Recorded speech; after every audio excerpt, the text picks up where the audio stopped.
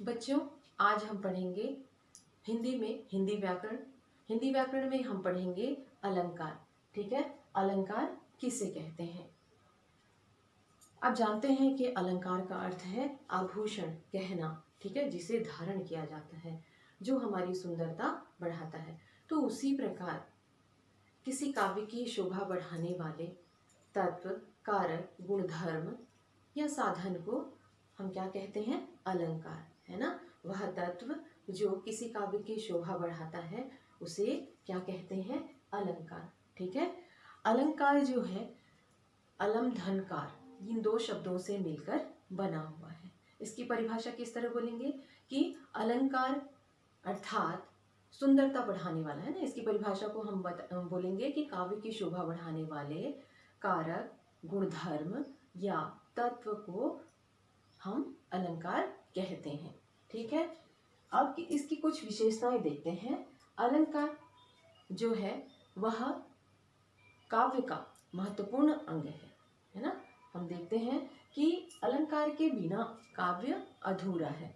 तो अलंकार काव्य की शोभा बढ़ाते हैं और इसलिए अलंकार किसी काव्य का महत्वपूर्ण अंग है। दूसरा है, अलंकार के प्रयोग से काव्य सरल, सहज, सुबोध बन जाता है। ठीक है, अगला है कि अलंकार अर्थ एवं शब्द की दृष्टि से किसी काव्य की शोभा बढ़ाती है, उसके सौंदर्य में वृद्धि करती है। इसके बाद आता है कि अलंकार के प्रयोग से काव्य रोचक, आकर्षक एवं उसमें सुंदरता बढ़ जाती है।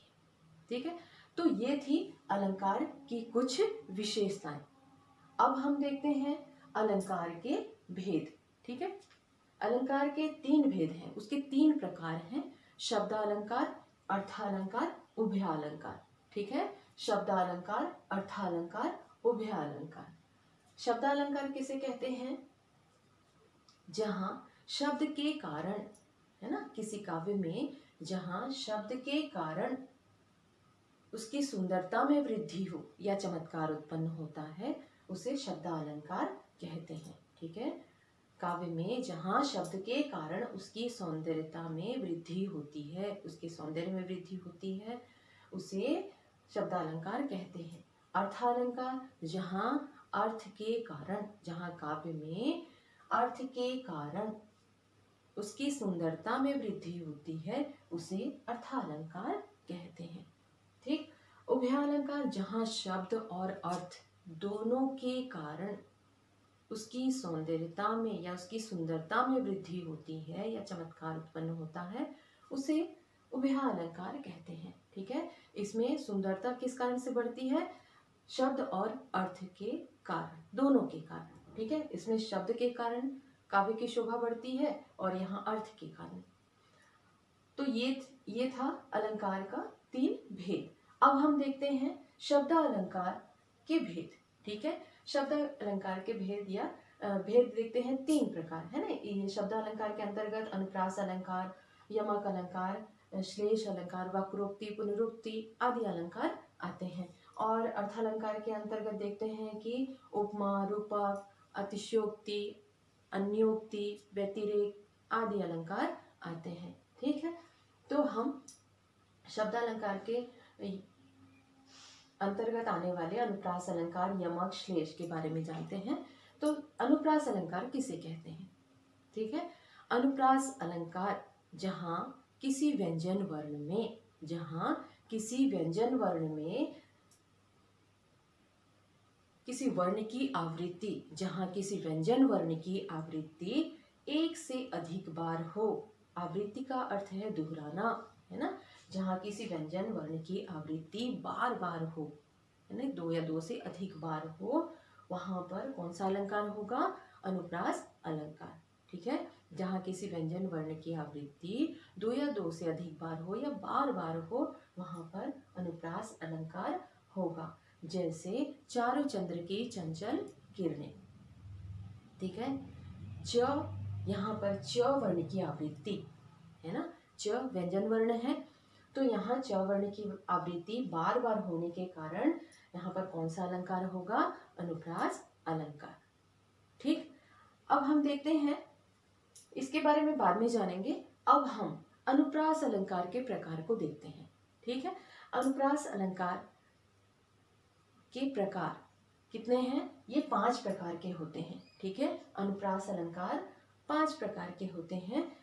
पहला छेकानुप्रास, दूसरा वृत्तानुप्रास, तीसरा श्रुत्यानुप्रास, फिर चौथा अंत्यानुप्रास, लाटानुप्रास। ठीक है, पहला छेकानुप्रास, दूसरा वृत्तानुप्रास, तीसरा श्रुत्यानुप्रास और चौथा है अंत्यानुप्रास और पांचवा है लाटानुप्रास। ठीक है, छेकानुप्रास किसे कहते हैं इसके बारे में जानते हैं। छेकानुप्रास जहाँ एक अथवा अनेक वर्णों की आवृत्ति 2 बार होती है, जहाँ एक अथवा अनेक वर्णों की आवृत्ति 2 बार होती है, उसे छेकानुप्रास कहते हैं।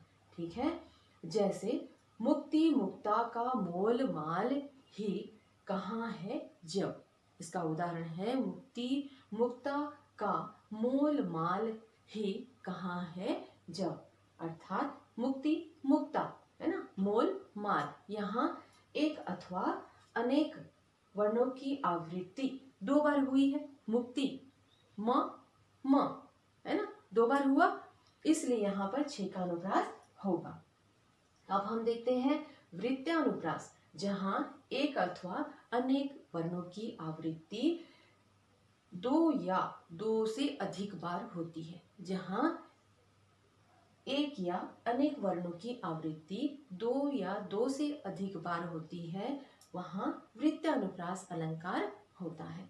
ठीक है, जैसे इसका उदाहरण देखते हैं, तरनी तनुजा तट तमाल, तरनी तनुजा तट तमाल तरुवर बहु छाय। ठीक है, इसमें त वर्ण की आवृत्ति अधिक बार होने के कारण यहाँ पर वृत्तानुप्रास अलंकार होगा। ठीक है, अगला देखते हैं श्रुत्यानुप्रास। जिन वर्णों के उच्चारण से, श्रुत्यानुप्रास श्रवण है ना, सुनना, जिन वर्णों के उच्चारण से कानों को आनंद की प्राप्ति होती है, मतलब कानों को अच्छा लगता है, वहां पर श्रुत्यानुप्रास अलंकार होगा। जिन वर्णों के उच्चारण से है ना, जिन वर्णों के उच्चारण से कानों को आनंद की प्राप्ति होती है, अच्छा लगता है कानों को, ऐसी ध्वनियां जो कानों को अच्छी लगती हैं, वे वहां पर कौन सा अलंकार होगा? श्रुत्यानुप्रास अलंकार होगा।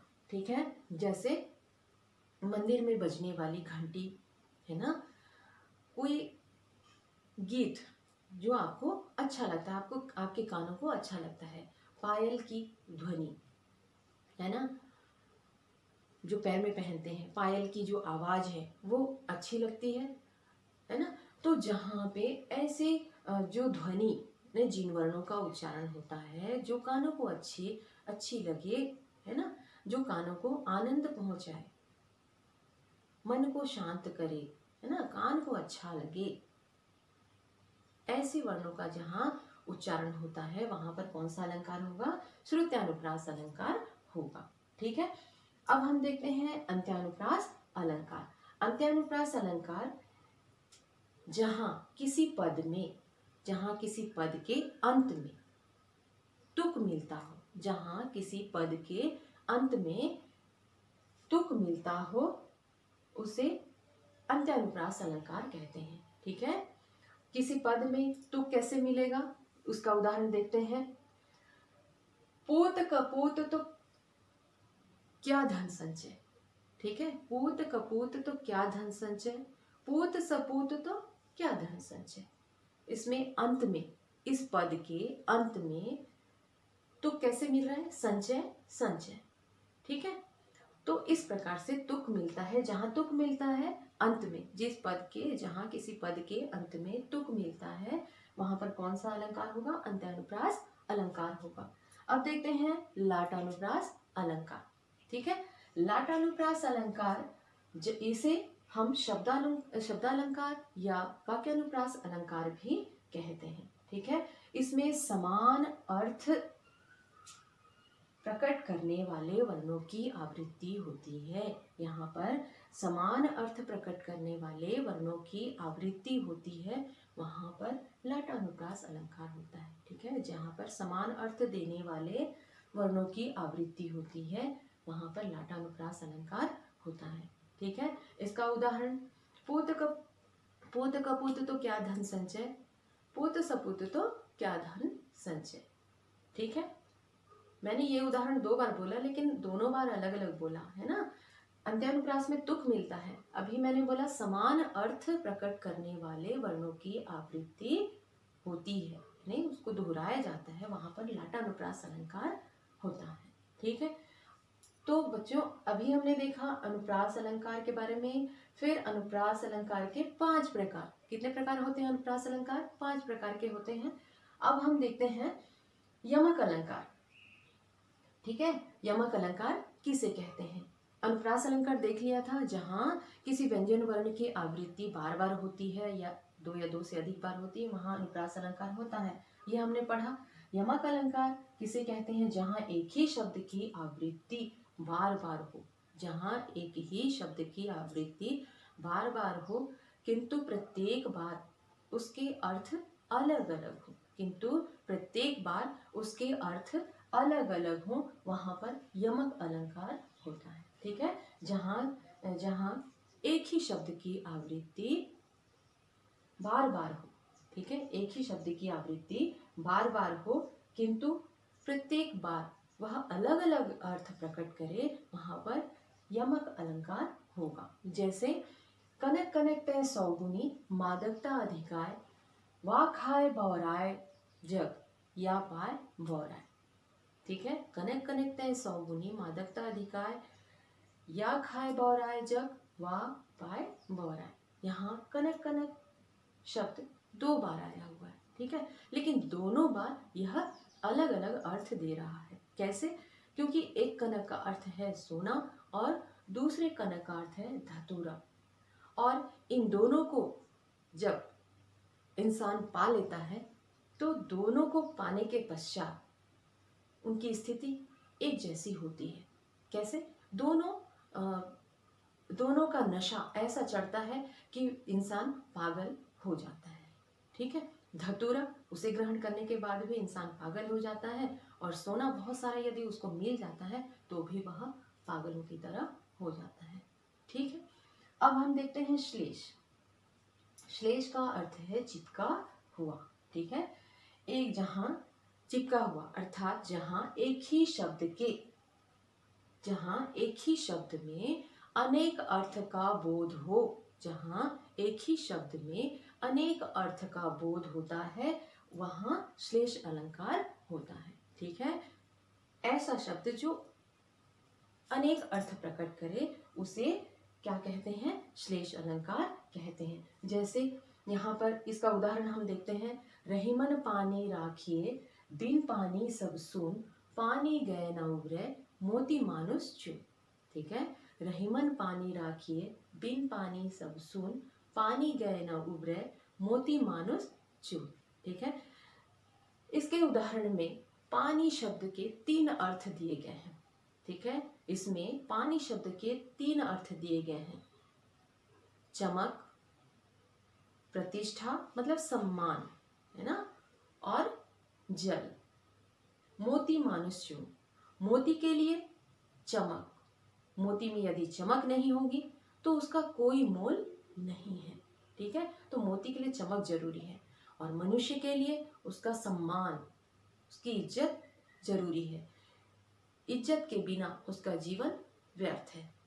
अब आते हैं चून मतलब चूना। चूना के लिए जल आवश्यक है, यदि उसमें जल का प्रयोग नहीं किया गया तो वह चूना किसी काम का नहीं है। ठीक है, तो बच्चों आज हम लोग यहीं तक ही अलंकार पढ़ेंगे। इसके अगले वीडियो में जो बाकी बचे हुए हैं उनको पढ़ेंगे। आप लोग ध्यान से देखना, है ना, और समझना। ठीक, थैंक यू।